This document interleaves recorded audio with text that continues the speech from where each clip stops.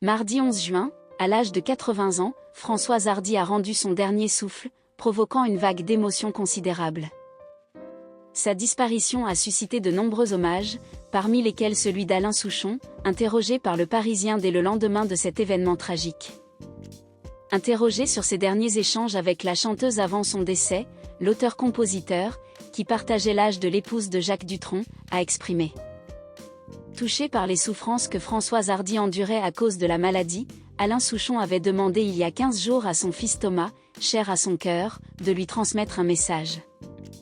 Lors de leur rencontre, Thomas lui avait confié que Françoise Hardy était très affaiblie. Profondément affecté, Alain Souchon avait alors prié son fils de lui faire parvenir un baiser sur la joue droite de sa part.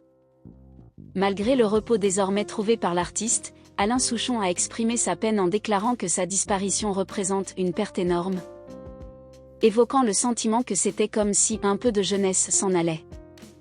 Il s'apprête à développer son ressenti, un témoignage qui résonnera certainement auprès des admirateurs de cette icône emblématique de la période yéyé.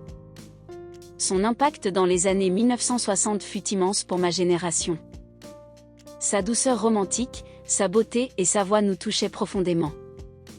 De plus, ses textes résonnaient particulièrement avec nous.